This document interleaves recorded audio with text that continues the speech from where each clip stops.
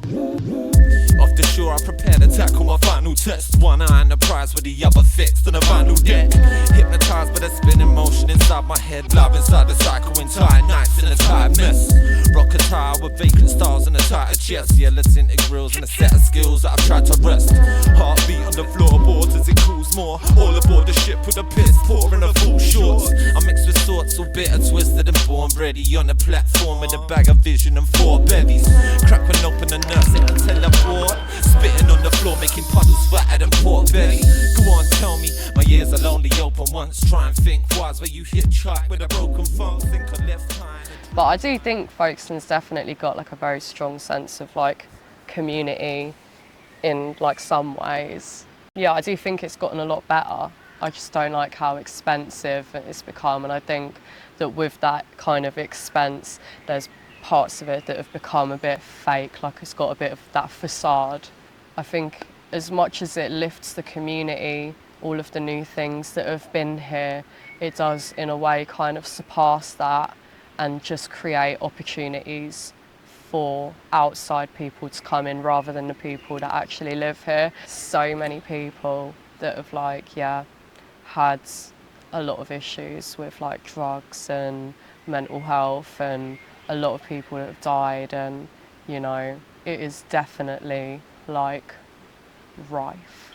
I think the core of the issue is kind of like people's own personal problems and their own personal experiences, but then I think it's massively then aided by the fact that you're kind of all in the same boat in a way, and then it kind of just like snowballs. I think it's like, mental health can be so difficult to fix or to express, and I think that art in all of its forms helps you process, and it can really help you take you away from that bad space and just put you in a good space for a little bit. I feel like very lucky in the fact that my career and my passion just so happens to be something I can make a really good living off of, so I'm kind of like very fortunate in that sense. So I think people just don't have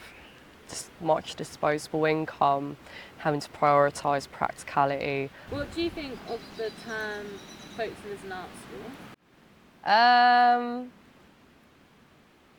love that face. Very, very split opinion on that one.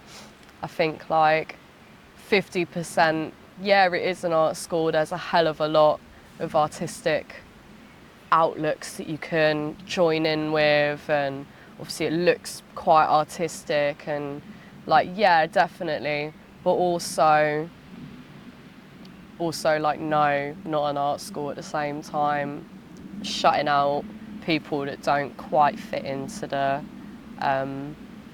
art school that they would like to promote.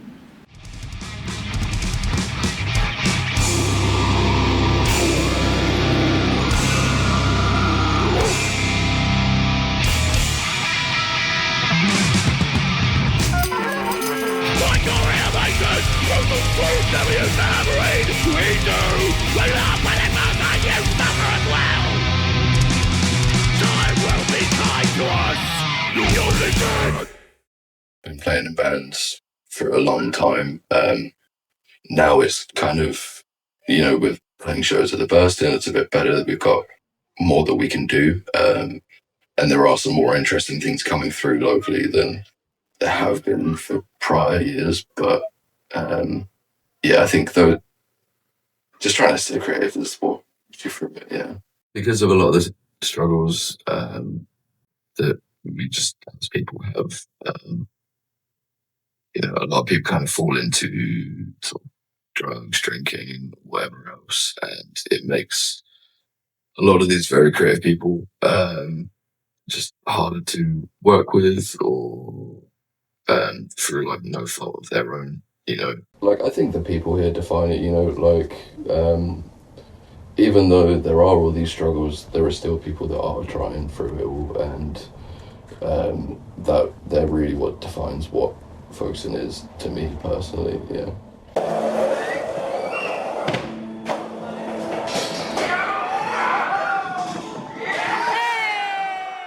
obviously for years I've been skateboarding, which I think is a real creative output anyway. So, and yeah, for years we've been making the most of what Folkestone has to offer in that sense, although there's not a lot.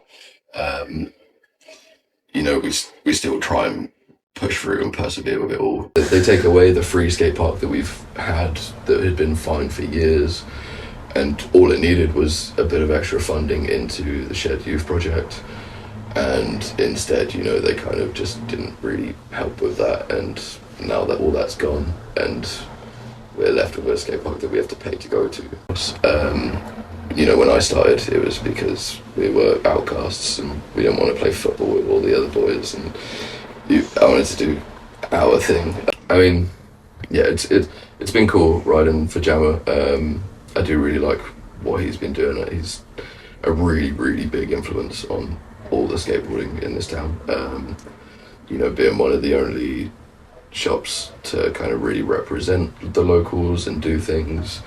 You know, he's going down Hive, teaching everyone. He'll put on all the jams. You know, we've had the memorial jams for Freddie. We had them for Max and for Louis as well.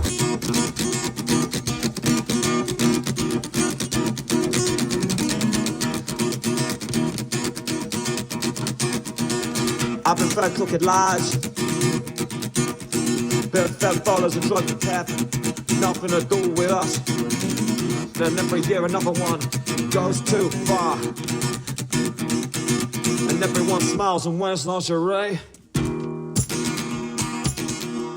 We're going to do a little tour of Folkestone through the lens of me.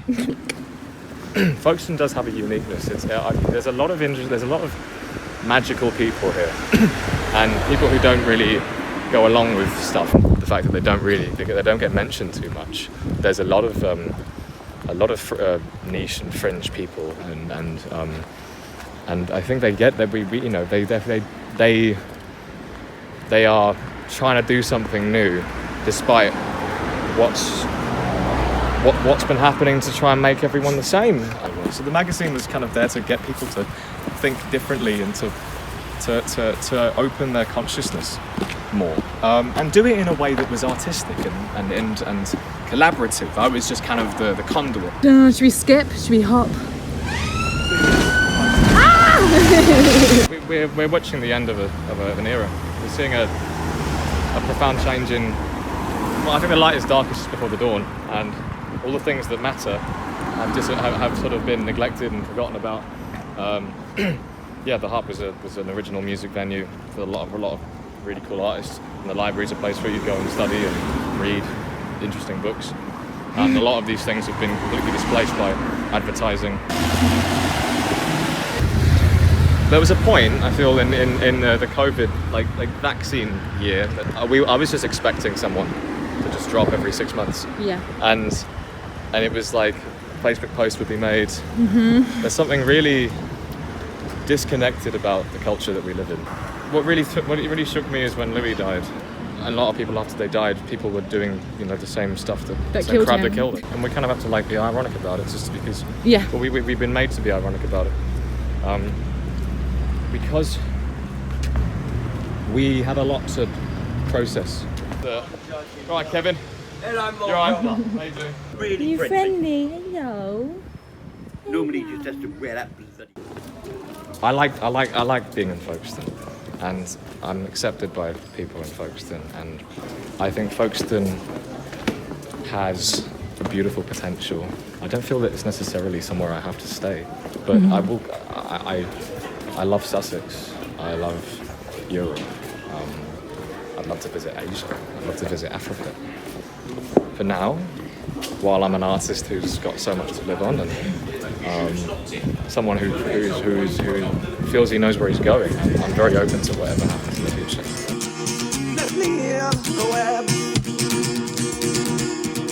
Don't think he seems too alarmed. Display of the sun, there's no trust. Just know he takes security alarms. Display sun, there's no trust. It's not your head. Let's live on the web together. It's not your head. Let's live on the web together, together. Singing in the shower. Am I dressing down? Just play these. What are they for? Still.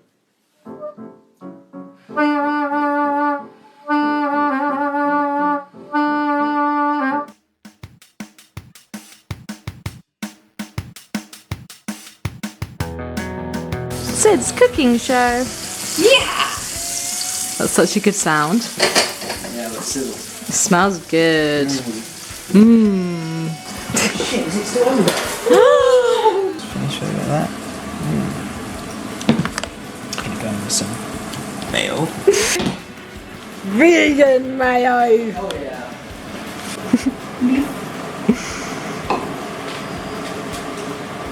Two's good. Two's a good amount. So amazing. So good, so juicy. Oh. Here I present amazing sandwich. Thank you.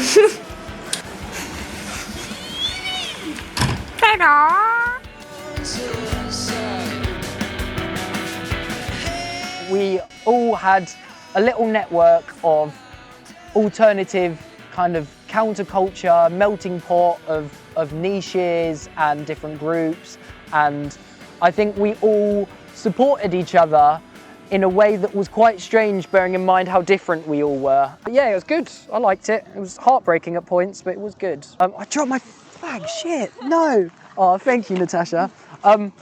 Living as an artist in a small town like this is hard. I worry that all of this investment, if people don't remember that the aim is not to promote the town as something it's not, but to make the town become it.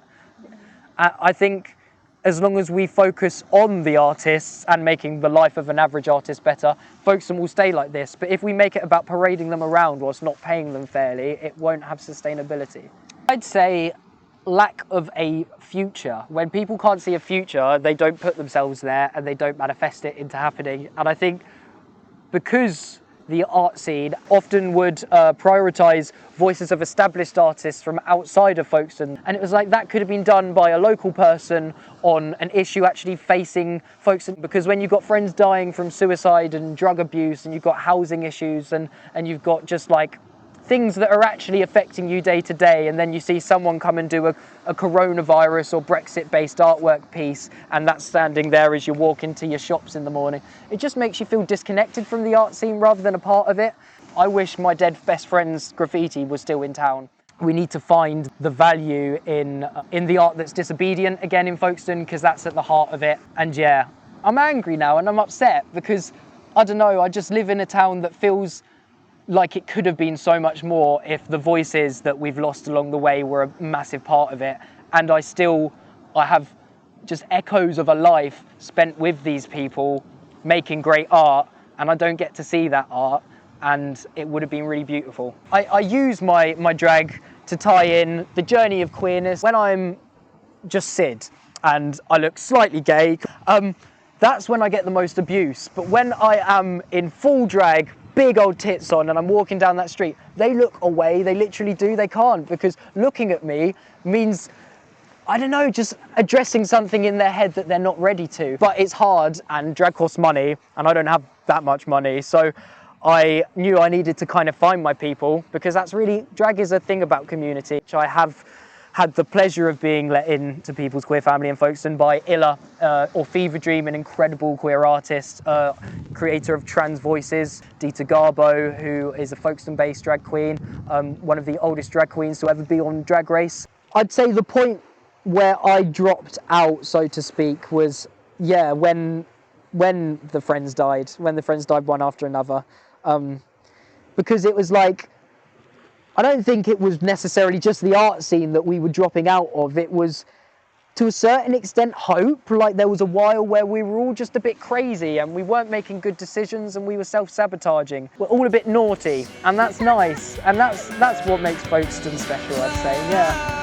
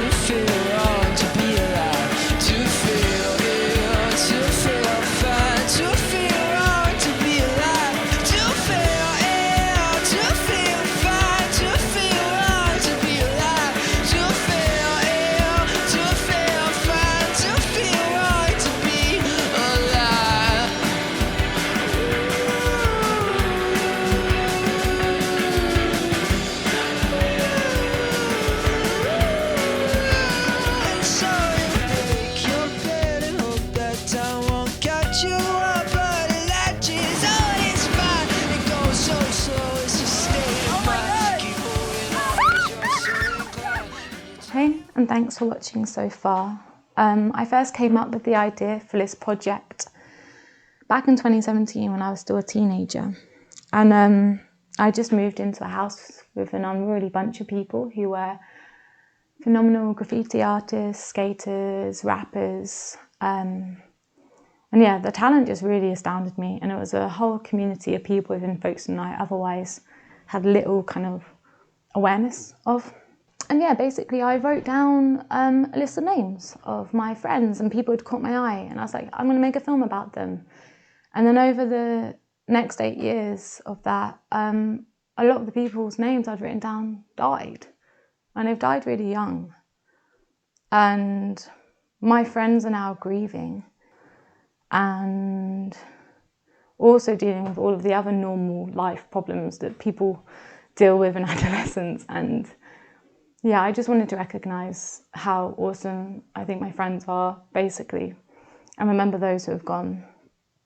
And so this part of the documentary represents how the term dropouts took on a whole new meaning and moved kind of away from just, you know, dropping out of the status quo and moved towards dropping out of life.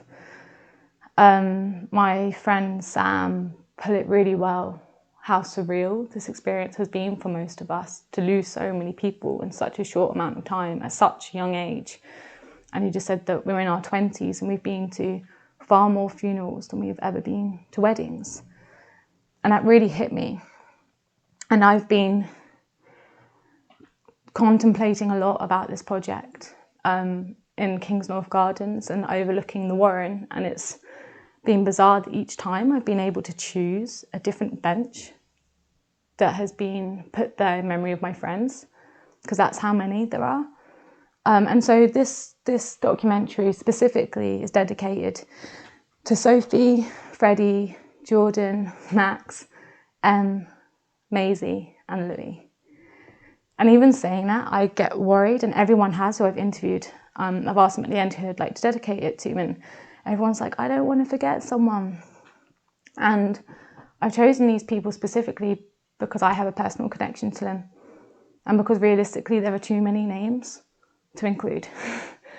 This documentary would go on forever, which is harrowing, and I'm not really sure what to do about that still, other than, you know, I could mention Leah, I could mention Ellis, I could mention Rory, Luana, you know, there's so many names who could be added to this list, whose lives lost have really affected those who are still here. And so this part is to celebrate our friends, who we all miss, and continue to inspire us daily, even though they're not physically here. And also to celebrate my friends who are still here, who are grieving. And so, yeah, this part is for them really. So thanks for watching, and phew.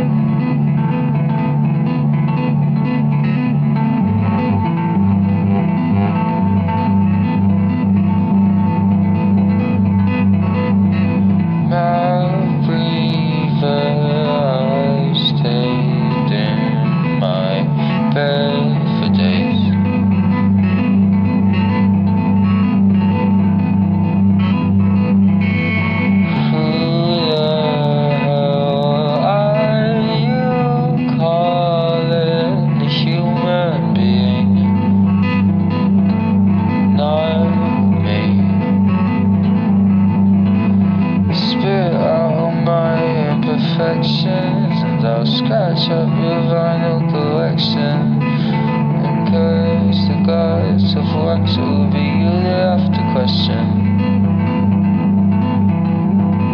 Wait for when you start to teach them all a lesson.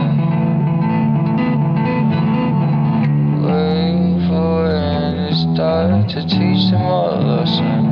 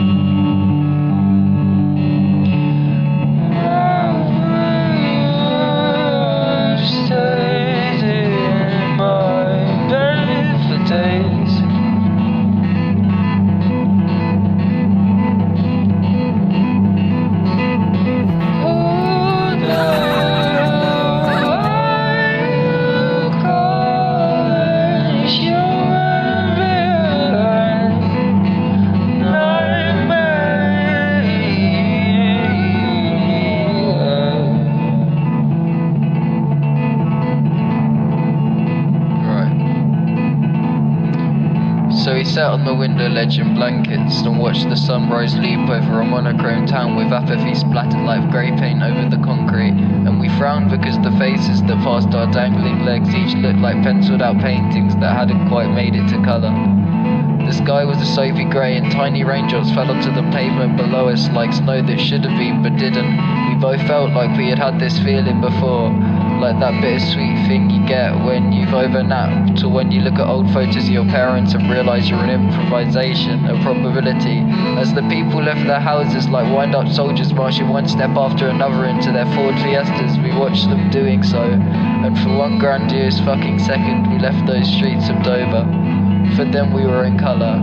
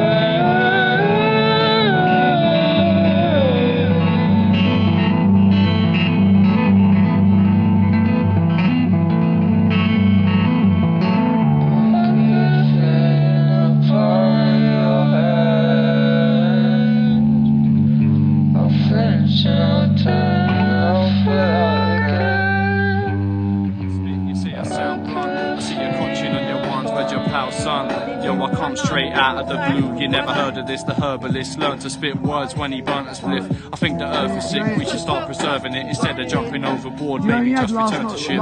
It's like they try and fool you like a circuit trip where people spend their life flipping burgers or just serving chips. I'm sick of journalists mixing up the words and shit, far from the truth, and now the story's turned to version 6. Next remedy's definitely best chemically. You rep jealousy, checking your creps regularly. Skets belly me, yes it will get celery. I said meet me at the cemetery.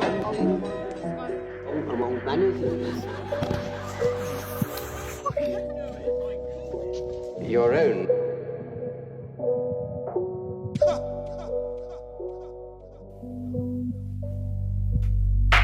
Distance burning, in a distance streaming, further down the spectrum. That's my health, that's my reason.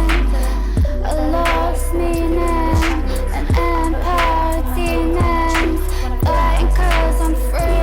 All the universe's kingdoms, or something keeping from the heaviness of the world. Barely right, but when you do, you know it's channel. I'm not from here, I'm from another dimension.